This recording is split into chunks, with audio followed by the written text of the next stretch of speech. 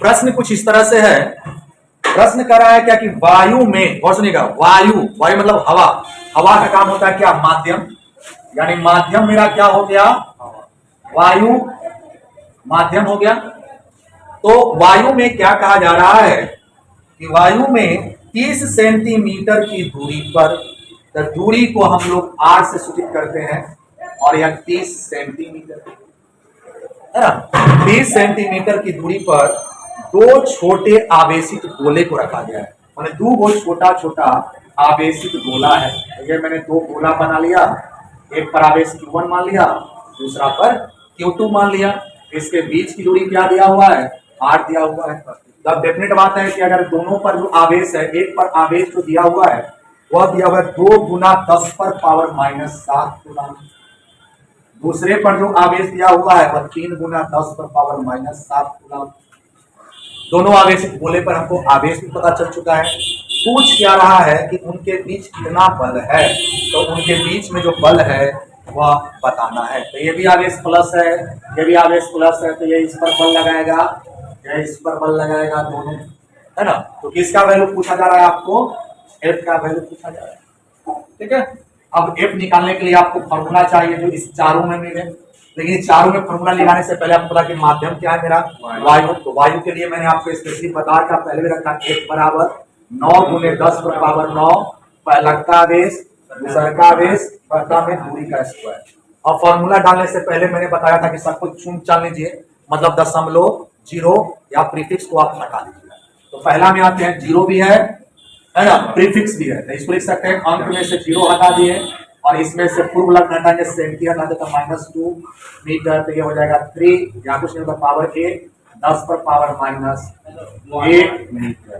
क्या हो गया, दूसरा का मात्रक ठीक ही है, कुछ नहीं है ना, 0.9 प्रीफिक्स। अब वैल्यू को आप क्या कर लीजिए, डाल दीजिए, तो वैल्यू डालिए तो कितना हो जाएगा, f बराबर 9 गुने 10 पर पावर 9, कितना 2 गुने 10 पर पावर -7, 3 गुने 10 पर पावर -7, और नीचे स्क्वायर है ना, स्क्वायर का मतलब 2 बार लिख लेंगे, 2 बार लिखिए तो कितना हो जाएगा, 3 गुने 10 पर पावर -1, और फिर 3 गुने 10 पर पावर -1। अब हल कर लीजिए, 3 तिहाई 9 मारा पड़ जाएगा, ये 3 के ये 3 मार देगा, अंक का काम खत्म हो गया, तो एक जगह कर देंगे, अंक 3 गुना 6 हो जाएगा, गुना फिर जा देखो पावर का खेला शुरू करते हैं, 9 प्लस में है, नीचे से जाएगा 10, ऊपर जाएगा तो 1, 11 प्लस में है, 14 जो है माइनस में है, घटाएंगे तो होगा 10 पर पावर -3 मीटर। ये आंसर हो जाएगा।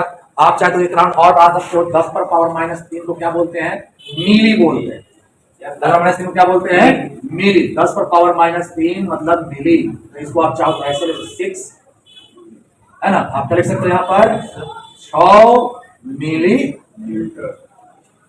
लास्ट स्टॉपेज ये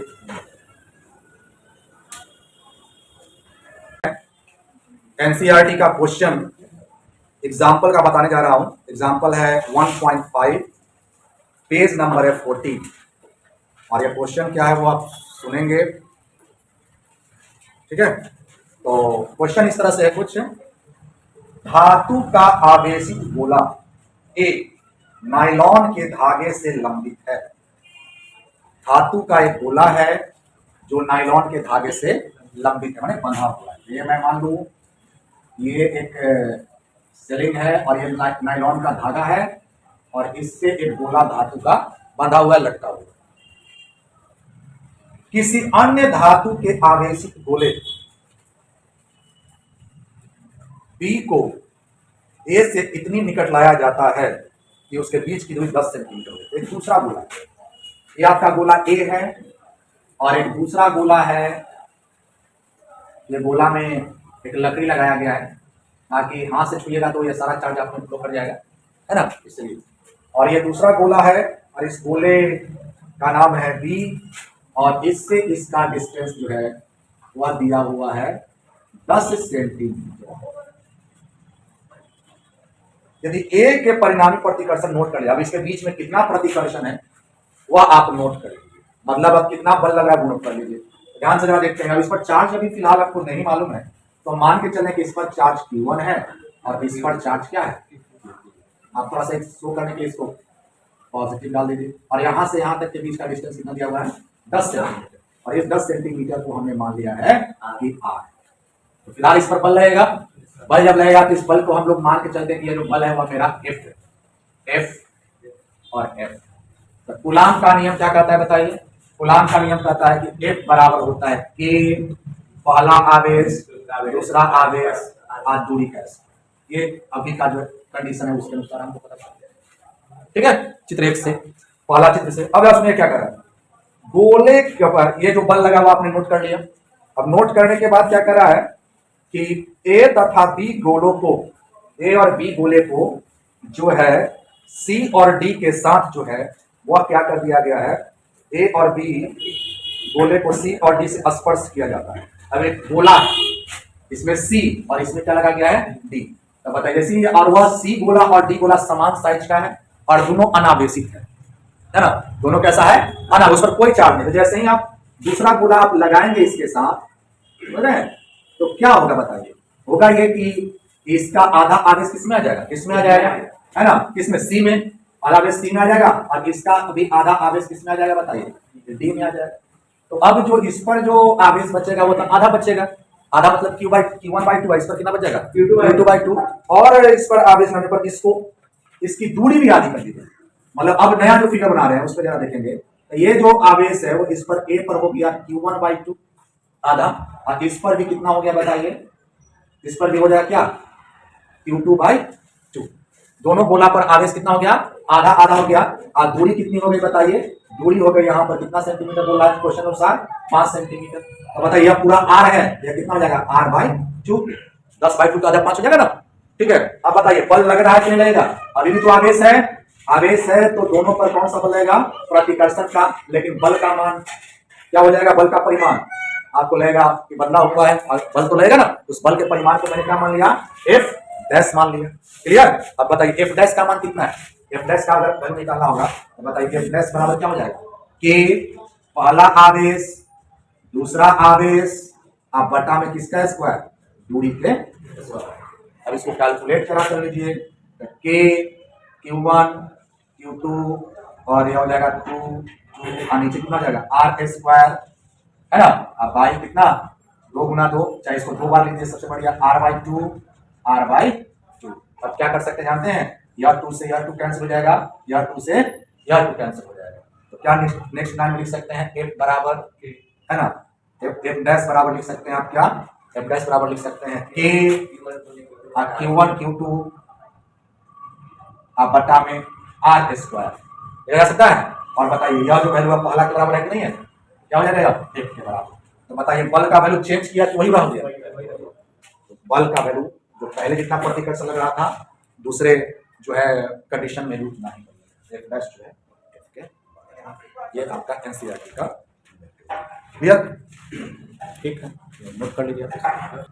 क्वेश्चन है 0.4 माइक्रोकूलम आवेश के किसी छोटे गोले पर किसी अन्य छोटे आवेशित गोले के कारण, मतलब वो छोटा सा गोला है और वह छोटा सा गोला में कितना आवेश है, उस पर आवेश है 0.4 माइक्रोकूलम।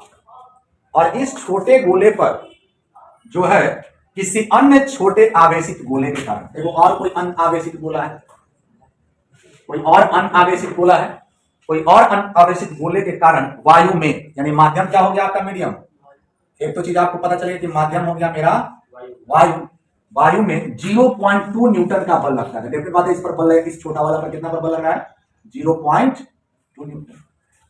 तो क्वेश्चन कर रहा है उसके अनुसार यदि दूसरे गोले पर 0.8 माइक्रोकूलम का आवेश, इस पर दे दिया 0.8 माइक्रोकूलम का आवेश दे दिया गया है। तो कह रहा है पहला में कि इसके बीच की दूरी क्या है। तो पहला में क्या निकालने का है आपको, R बराबर वाट, ए में कह रहा है क्या, ये दोनों गोले के बीच की दूरी क्या है। और बी में कह रहा है, बताइए बी में कह रहा है, बी में क्या बोला जा रहा है, बी में बोला जा रहा है कि दूसरा गोला, दूसरे गोले पर पहले गोले का कितना बल है, दूसरा गोला पर पहला गोला कितना बल लगेगा। तो बताओ ये मार रहा है 0.2 न्यूटन का, ठीक है, तो ये वाला भी कितना से मारेगा 0.2 न्यूटन मारेगा, तो मारेंगे न्यूटन थर्ड लॉ से ये इस पर बल लगा रहा है 0.2 न्यूटन का, ये इस पर, ये भी इस पर कितना का लगा लेगा 0.2 न्यूटन। तो बी का आंसर तो मिल गया आपको तुरंत में 0.2 न्यूटन का। किसका अब मान निकालना है हमको? आर का। एक नंबर का आंसर के लिए हमको आर निकालना है। अब आर निकालने में क्या क्या करेंगे सोया देखेंगे। आर तो निकालना ही है। सबसे पहले यहां पर क्या देना है? सबसे पहले अब यहां पर Q1 देखो, पहला आवेश कितना है? Q1 का मान कितना आ गया? 0.4 माइक्रोकूलम। मैंने बताया था कि जब भी अगर फॉर्मूला डालना हो तो उससे पहले दुश्मन को हटाइए। दुश्मन कौन कौन है इसमें? दशमलव, प्रीफिक्स। तो दशमलव हटाएंगे तो एक पावर माइनस में जाएगा। अब माइक्रो का होता है -6। कितना हो जाएगा वैल्यू इसका बताइए? 4 गुने 10 पर पावर -7 कूलम। क्लियर? 4 गुने 10 पर पावर 4 गुना 10 पर पावर -7 कूलम। और Q2 का मान कितना है बताइए? 0.8 माइक्रोकूलम। डायरेक्ट लिखे उसी तरह से 8 गुना 10 पर पावर -7 कूलम। आर निकालना है, माध्यम पता है। अब बताइए Q1 पता है, Q2 पता है, आर निकालना है। और F कितना लग रहा है इस पर बताइए? F जो लग रहा है कितना? 0.2 न्यूटन, यानी 2 गुने 10 पर पावर -1 न्यूटन। अब F भी पता चल चुका है। अब फॉर्मूला चारों में कौन है पता है ना? वायु में क्या होता है? F बराबर होता है 9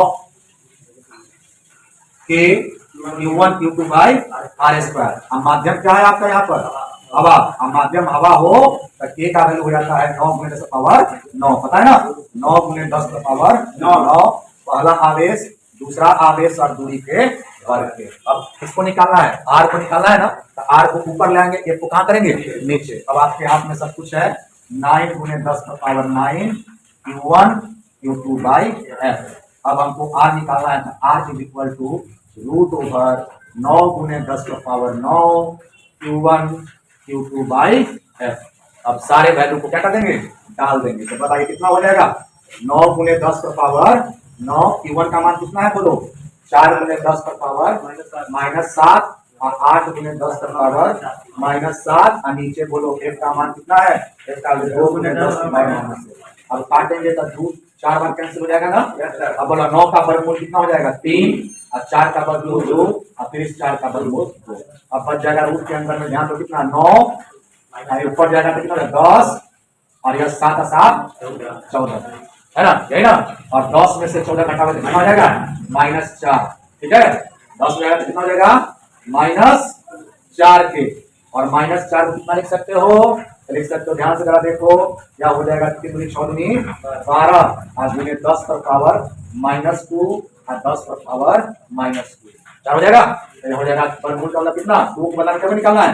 देखो ना, 10 पर पावर -2 और दूरी का मतलब क्या होता है? मीटर। याद करो मैंने बताया ना, 10 पर पावर -2 को बोलते हैं सेंटीमीटर। लिख सकते हो 12 सेंटीमीटर। उसके बीच का डिस्टेंस कितना हो जाएगा? 12 सेंटीमीटर।